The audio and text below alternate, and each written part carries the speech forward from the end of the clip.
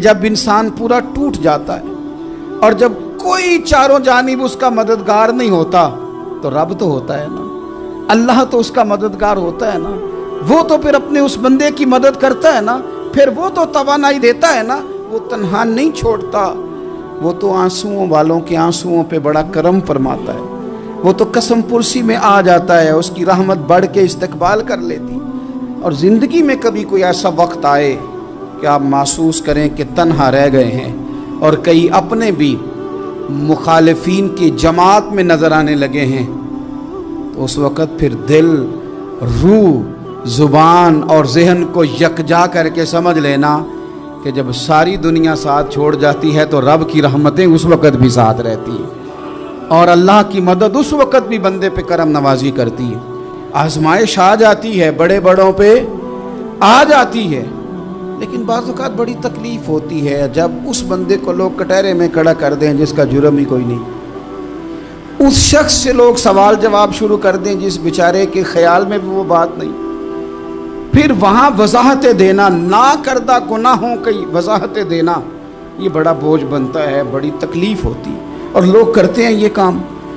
پھر اللہ تعالیٰ جب بندوبست فرمائے، صحیح بخاری میں حضرت جریج کا ذکر فرمایا، جریج نفل پڑھ رہے تھے، ماں نے آواز دی، وہ آ نہیں سکے، نماز میں تھے، ماں ناراض ہو گئی، اس نے ہاتھ اٹھا کے کہا اللہ یہ اتنی دیر تک مرے نہ جب تک کسی بری عورت کا منہ نہ دیکھ لے۔ کسی اور کی دعا کے لیے سند نہیں ہے کہ وہ تیرے حق میں ضرور قبول ہوگی، لیکن ماں باپ کی دعا کے لیے میرے نبی پاک نے سند بیان کی ہے۔ سید عالم صلی اللہ علیہ وسلم فرماتے ہیں جب بھی ماں باپ اولاد کے لیے ہاتھ اٹھاتے ہیں رب ضرور قبولیت کا شرف عطا کرتا ہے۔ تو جہاں سند موجود ہے نا، کچھ افتتاح باجی سے بھی کرا لینے چاہیے، کچھ کام شروع کرنے سے پہلے صرف اماں سے ہی دعا کرا لینی چاہیے، یہ والا افتتاح بھی بڑے کام کا ہے کیونکہ یہاں سند بیان کر دیا میرے نبی کریم۔ تو جناب جریج کی ماں ناراض ہو گئی، کہنے لگی اللہ اس نے میری بات نہیں سنی، اب تھے تو وہ نیک، لیکن رب کریم کی حکمت کا تقاضا ہے، ماں کی دعا کو بھی قبول کرنا تھا، اللہ نے آزمائش میں مبتلا کر دیا۔ والدہ تو چلی گئیں، وہ ایک خیمے میں، ایک کٹیا میں، ایک جھونپڑی میں عبادت کرتے تھے، اللہ کو یاد کرتے تھے، رب رب کرتے تھے، اور لوگ ان کی بڑی تعریف بھی کرتے تھے، لوگ ان کے ارادت مند بھی تھے، عقیدت مند بھی تھے، اہل محبت بھی تھے۔ ایک عورت آ گئی، بس وہ اللہ کی حکمت پوری ہونی تھی، اس نے آ کے پہلے تو انہیں اپنی طرف مائل کرنا چاہا، جب نہ مائل ہوئے تو الزام لگا دیا۔ یہ ہمارے دور کا تقاضا ہے، لوگ پہلے آپ کو اپنے حق میں قائل کرتے ہیں، اپنی فرما برداری میں لانا چاہتے ہیں، اگر آپ نہیں آتے تو پھر وہ آپ کو مجرم قرار دے دیتے ہیں، یا میرے ساتھ چل ورنہ پھر میں تیرے خلاف پراپوگنڈا کروں گا۔ دو ہی باتیں، پہلے اس نے قائل کیا، جب جناب جنید قائل نہ ہوئے تو اس نے قریب ایک چرواہا تھا، اس چرواہے کے ساتھ جا کے منہ کالا کیا، مقررہ وقت پہ بچہ پیدا ہو گیا، لوگوں نے کہا کس کا ہے، کہنے لگی اس خانقاہ میں، اس حجرے میں عبادت کرنے والے کا ہے۔ اگر کسی دیندار پر ذرا سا بھی الزام لگ جائے تو آپ یقین کریں کہ بڑے بڑے خوفناک لوگ بھی نیک ہو جاتے ہیں، جن کا اپنا سارا ماضی کالا سیاہ ہو وہ بھی اجالوں کے راہبر بن جاتے ہیں، جن کی اپنی زبانیں ساری زندگی آلودہ رہی ہوں وہ بھی بڑے بڑے اعلیٰ سچ بولنے لگتے ہیں۔ اعلیٰ کچے میرے مکان کی دیوار کیا گری، لوگوں نے تو میرے صحن میں رستے ہی بنا لیے۔ بڑے لوگ آ جاتے ہیں، پھر بڑا کچھ کرتے ہیں اور بڑے بڑے خوفناک جملے کستے ہیں، بس کو نقطہ جو ہاتھ آ گیا، ایسے جیسے گرنے کا انتظار کر رہے تھے، اب جناب لوگ اٹھے، احتجاج شروع ہو گیا، شور پڑ گیا، یہ بابا بڑا نیک بنتا تھا، نفل پڑھتا تھا، عبادتیں کرتا تھا، دیکھو اس کا حال کیا ہے کہ اس نے ناجائز بچہ پیدا کیا۔ بغیر تحقیق کے میں کہہ چکا ہوں کہ الجھے الجھے بکھرے بکھرے روز و شب دیکھے گا کون، لوگ تیرا جرم دیکھیں گے سبب دیکھے گا کون، لوگ تیرا جرم دیکھیں گے سبب کوئی غور نہیں کرتا کہ وجہ کیا تھی۔ او بھائی کچھ تو مجبوریاں رہی ہوں گی، یوں ہی کوئی بے وفا نہیں ہوتا۔ الزام لگا دیا، شور ہوا، احتجاج ہوا، دنیا اکٹھی ہوئی، ان کا انہوں نے حجرہ گرا دیا، مارا بھی، پیٹا بھی، ایک نیک آدمی کو بدنام بھی کیا، برا بھلا بھی کہا، گالیاں بھی دیں، جو کر سکتے تھے کیا۔ اب جب سزا دینے لگے نا تو جناب جریج کہنے لگے تھوڑی سی اجازت دیتے ہو، مار تو تم نے دینا ہی ہے۔ کہا جناب ٹھیک ہے دیتے ہیں۔ انہوں نے کہا صرف 2 نفل پڑھنے ہیں۔ اب وہ نفل پڑھ رہے تھے تو لوگ اس وقت بھی کہہ رہے تھے فراڈ ہی کر رہا ہے، دھوکہ ہی دے رہا ہے، چونکہ ذہن بن گیا نا، بدگمانی آ گئی۔ انہوں نے 2 نفل پڑھ کے ہاتھ اٹھائے، کہا اللہ جانا تو میں نے ہے، پر اس رسوائی کے ساتھ جنازے تک نہیں خراب ہو جاتے، قبریں تک نہیں لوگ بدنام کر دیتے۔ کہا اللہ جانا تو ہے، پھر اس رسوائی کے ساتھ تو میری مدد فرما، اب تو میرا کیس تیری ہی عدالت میں ہے، تو رحمت کا دروازہ کھول۔ ہاتھ اٹھائے، دعا مانگی، نفل پڑھے، پورے مجمع پہ نظر دوڑائی، کوئی نہیں تھا سپورٹ کرنے والا۔ کل تک جو کہتے تھے نا تیرے لیے جیئیں گے، تیرے لیے مریں گے، ساری عمر ہی آٹا گدہ ہے، لکھاں کیتے نہیں پیڑے۔ اب وقت آیا ہی تے محمد بخشا کوئی نہیں ہو بیٹھا نیڑے، ایک بندہ بھی نہیں تھا، ووٹر سپورٹر ساتھ دینے والا کوئی نہیں تھا۔ تو جناب جنید بچے کی طرف اشارہ کر کے کہنے لگے کوئی نہیں بول رہا، تو ہی بول کے بتا دے تیرا باپ کون ہے، تو ہی بول کے بتا دے کون ہے۔ اللہ اکبر۔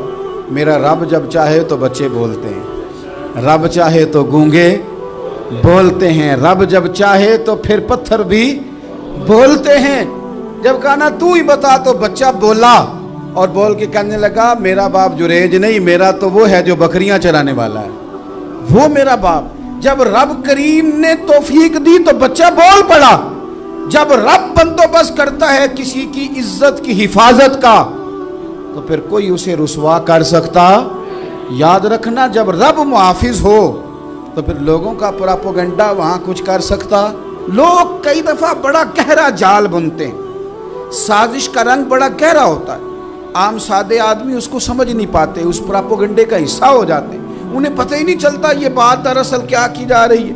یہ کتنی گہری حسد کی آگ ہے جس کو لوگ بغض کے ساتھ ہوا دے رہے ہیں، اپنی عداوت کے ساتھ اس کو زیادہ جلا رہے ہیں۔ حضرت سیدنا عائشہ صدیقہ رضی اللہ تعالیٰ عنہ بیان کرتی ہیں، اور لطف کی بات یہ بھی بخاری میں موجود ہے۔ میں نے جناب جنید کا قصہ عرض کیا تو بخاری سے، یہ عرض کر رہا ہوں تو بخاری سے۔ یہ واقعہ میں حضور کی امت کے کسی ولی کا بیان کرتا تو لوگوں نے کہنا تھا ہماری سمجھ میں نہیں آتا۔ بعض لوگوں کا خیال ہے کہ داتا صاحب کی کرامت بھی نبی پاک کی بیان کریں۔ او خدا کے بندوں کو خیال کرو، داتا صاحب تو کئی 100 سال بعد آئے ہیں، وہاں اگر کوئی کرامت ہوگی تو حضور بیان کریں گے۔ اگر نبی کریم نے پچھلے بنی اسرائیل کے ولیوں کی کرامتیں بیان کر کے تمہیں بتائی ہیں تو اس کا معنی یہ ہے کہ اگر وہاں اللہ یہ شان عطا کر سکتا ہے تو تم تو امتوں کی سردار امت ہو، ان پر تو نرا فضل ہے، تم پر تو رب کا فضل کبیر ہے۔ تو بس لوگ سمجھنے کو تیار نہیں، پچھلوں کی مان لیتے ہیں۔ جناب آصف بن برخیہ کی کرامت جو سورہ نمل میں آئی وہ تو مانیں گے، پر غوث پاک کی کرامت یہ پتہ نہیں عجیب فلسفہ ہے، اور کس طرح کا فلسفہ ہے یہ سمجھ سے بالاتر ہے کہ بنی اسرائیل کا کوئی ولی ہو تو اس کی کرامت ہو سکتی ہے، اور نبی پاک کی امت کا ہو تو اس کی ہو ہی نہیں سکتی۔ کیا معنی ہے اس بات کا؟ اور لوگ ہیں کہ داد و تحسین دے رہے ہیں، واہ واہ کر رہے ہیں۔ اللہ تعالیٰ سمجھنے کی توفیق عطا فرمائے۔ حضرت عائشہ صدیقہ رضی اللہ تعالیٰ عنہ فرماتی ہیں ایک عورت تھی اور اسے نبی پاک صلی اللہ تعالیٰ علیہ وسلم نے وہ کلمہ پڑھ کے مسلمان ہوئی، مدینہ طیبہ آ گئی تو حضور نے مسجد نبوی شریف میں اس کے لیے مکان، ایک سادہ سا کمرہ ساتھ مسجد کے بنوا دیا، وہیں رہنے لگی۔ اکثر وہ سیدہ طیبہ کے پاس آتی تو حضرت عائشہ صدیقہ رضی اللہ تعالیٰ عنہ فرماتی ہیں وہ بڑی باتیں سناتی اور آخر میں کہتی وہ ہار والا دن بھی بڑا عجیب دن تھا، اور میرے رب کی قدرتوں کا دن تھا، وہ بھی بڑا عجیب دن تھا۔ سیدہ عائشہ صدیقہ رضی اللہ تعالیٰ عنہ ایک دن فرمانے لگی کہ تو ہار والے دن کا بڑا ذکر کرتی ہے، وہ کیا دن تھا؟ تو خاتون کہنے لگی اماں جی وہ دن تھا جب میرے رب پر بھروسہ اور مضبوط ہو گیا، جس دن میرا اپنے رب پر توکل اور بڑھا، میرے ایمان میں یقین میں اور پختگی آئی۔ کہنے لگی میں ایک گھر کی کنیز تھی، نوکرانی تھی، اس گھر میں ایک بچی تھی جس کے پاس سونے چاندی ہیرے جواہرات کا ہار تھا۔ اس زمانے میں نا چمڑے کے اوپر لوگ ہیرے جواہرات لگاتے تھے، कई दफ़ा सुर्ख रंग के चमड़े पे लगाए जाते थे, वो बच्ची पहनती थी। तो कहती हूँ बच्ची के उसने उतार के रखा या उससे गिरा वो हार, तो चील उसे उठा के ले गई गोश्त समझ के, और मेरे सामने उठा के ले गई। घर वालों ने मुझसे पूछा, ये बुखारी में मौजूद है, घर वालों ने पूछा मुझसे कि वो हार कहाँ है, तो मैंने कहा चील उठा के ले गई। घर में कुछ चोरी हो जाए तो सबसे पहला इल्ज़ाम किस पे लगता है? मुलाजिमीन पे। कहते उन्होंने मुझे बड़ा मारा, बड़ी तकलीफ थी, हत्ता कि मेरी शर्मगाह तक की तलाशी, मेरी इज्जत इतनी ख़राब की मैं बता नहीं सकती। मैंने अपनी ज़िंदगी में एक वाक़या देखा, एक अमीर घर में चोरी हो गई, मुलाजिम को इतना मारा कि वो चारपाई पे पड़ गया। पुलिस वालों से इतनी मार पड़वाई गई कि वो बेचारा चारपाई पे पड़ गया, और फिर वो इतना बीमार हुआ, और कुछ दिनों के बाद पता चल गया कि चोर तो अपना बेटा है उनका। फिर उसका इंतकाल हो गया। अब वो सेठ साहब और घर वाले आके ना मरने वाले के कान में माफ़ियाँ मांग रहे हैं, कान में। तो मैंने उनसे फिर कहा था कि ये तो अब चला गया है, तुम्हारा जोर चलता था ना, तो तुमने कानून खरीदा और तुमने इसे जितना हो सका तुमने इसे मार पड़वाई। तुम्हारे पास जो अदालतें थी तुमने वहाँ कार्रवाई की, अब एक अदालत क़यामत के दिन लगेगी। ये कमज़ोर था ना, कुछ कर नहीं सका। मेरे नबी पाक सल्लल्लाहु अलैहि वसल्लम ने फरमाया, सुन लो, अगर सींग वाली बकरी ने बगैर सींग वाली बकरी को तकलीफ दी होगी ना, तो क़यामत के दिन उसे भी बदला देना पड़ेगा कि तेरे पास सींग थे और तूने इसे मारा था। वो खातून अर्ज करती है सैयदा आयशा की खिदमत में कि मुझे बड़ा मारा, मुझे तकलीफ दी। मैं कह रही थी कि मेरे सामने चील ले गई है, पर वो नहीं मान रहे थे। अम्मा जी उन्होंने मुझे बड़ा मारा। हज़रत आयशा सिद्दीक़ा कहती हैं फिर क्या हुआ? कहने लगी, अम्मा जी जब कोई मेरा मददगार ना रहा, मुझे तकलीफ़ दे रहे थे, रुसवा कर रहे थे, तो मैंने अपने रब से मदद चाही, मेरे रब की तरफ मैंने तवज्जो की। मैंने कहा मालिक अब तू ही मेरा मददगार है। कहती है वो मुझे मार रहे थे तो वो चील जो हार ले गई थी वही लेके वापस आ गई, और हमारे सरों के करीब ला के उसने जब उस हार को फेंका, वो मुझे छोड़ के साइड पे हुए। वो मेरी बेगुनाही जान गए, लेकिन आपको बताऊं उस दिन से मेरा अपने रब पर यकीन और बढ़ गया। टूटे दिलों में तो रब मिलता है। जब लोग ताने देते हैं, जब लोग तकलीफ देते हैं, जब आप बिल्कुल ठीक चल रहे होते हैं, जब आप मेहनत कर रहे होते हैं, जब आप मुखलिस होते हैं, जब आप जद्दोजहद कर करके थक जाते हैं, और लोग जब पूरी तौर पर तानाज़नी कर बातें सुनने को जब मिलती है, मैं ध्यानदारी से कहता हूं, जब लोग पूरी तरह दिल तोड़ दे, फिर कोई सजदे का मजा है, फिर कोई दुआ की लज्जत है, फिर कोई चस्का है उसकी बारगाह में हाजिरी का, फिर कोई तड़प पैदा होती है उस कैफियत में। वो जब लोग आपको पूरी तरह तकलीफ दे और सारे असबाब ज़ाहिरी ख़त्म हो जाए, वो जो लज्जत है ना अल्लाह की बारगाह में जुड़ने की, वो तारीफ वालों को कई दफ़ा नसीब।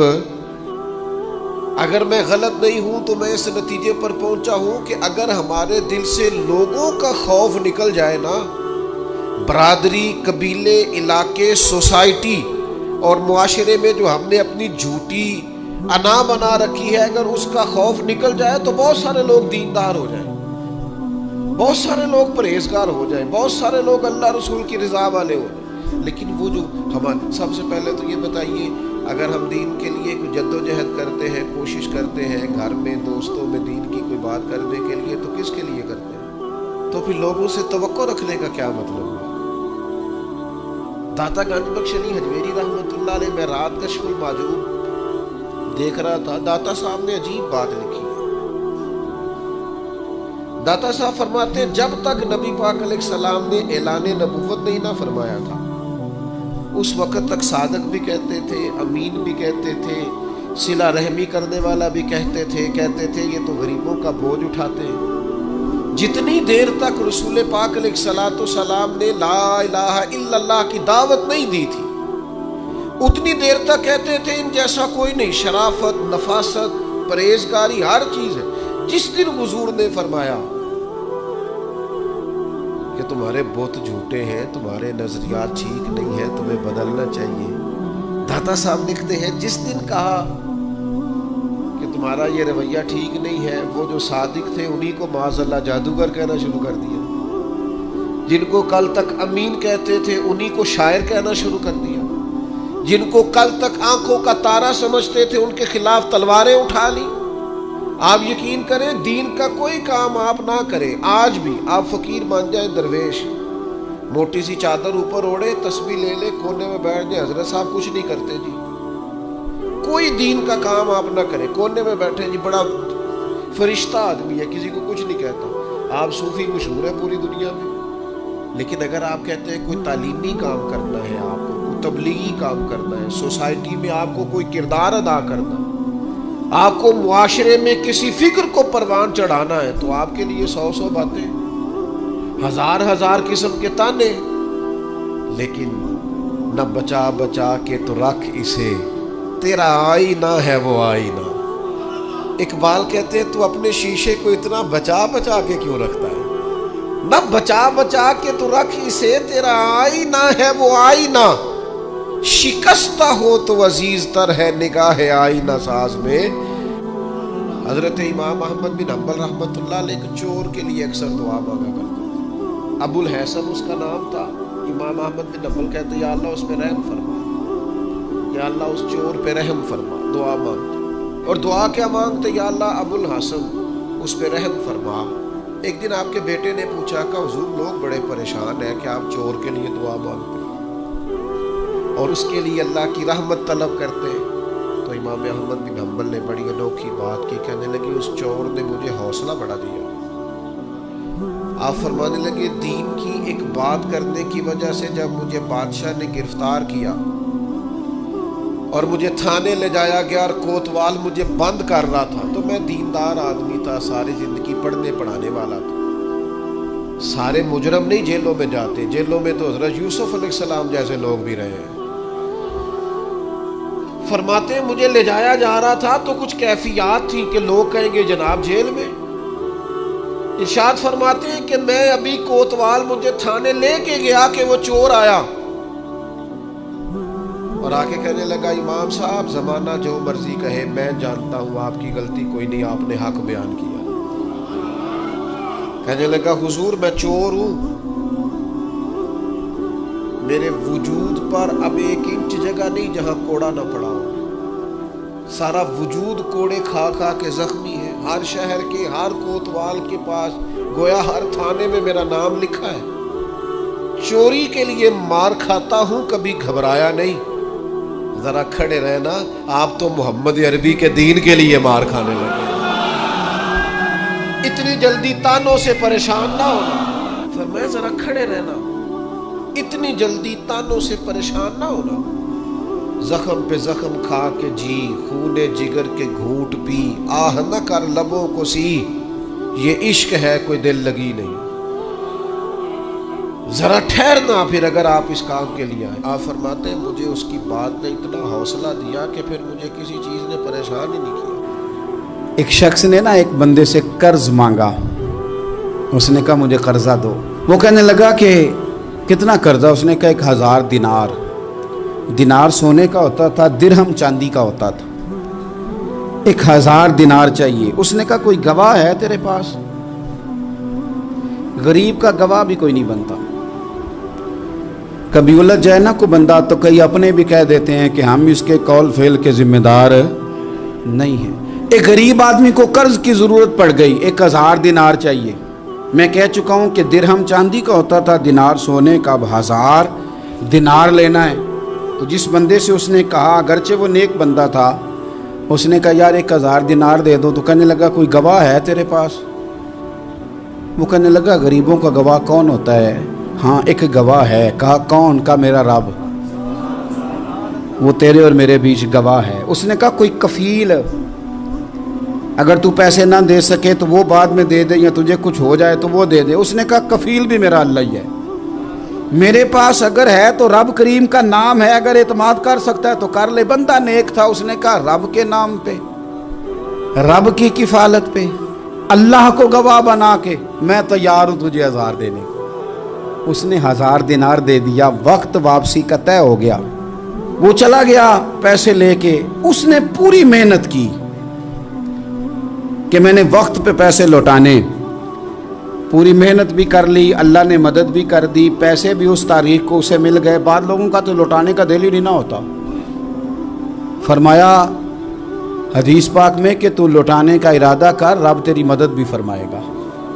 لیکن یہاں بہت سارے لوگ کہتے ہیں خیر ہے، ارادہ ہی نہیں، تو پھر جس طرح کا بندے کا گمان ہو رب بھی اسی طرح کا معاملہ فرماتا ہے۔ اس نے پیسے جمع بھی کر لیے اور واپس دینے کو تیار بھی ہو گیا، لیکن رستہ بحری جہاز کا تھا، کشتی کا تھا، دریا کے رستے واپس آنا تھا۔ اب وہ جب آ گیا دریا کے کنارے تو بڑی کوشش کی، پر وہاں اسے کوئی کشتی نہیں ملی۔ وقت پہ پیسے لوٹانے ہیں، سفر کرنا ہے، اب سواری میسر نہیں ہے۔ سوچ سوچ کے پریشان تھا کہ میں نے تو اللہ کے نام پہ لیے۔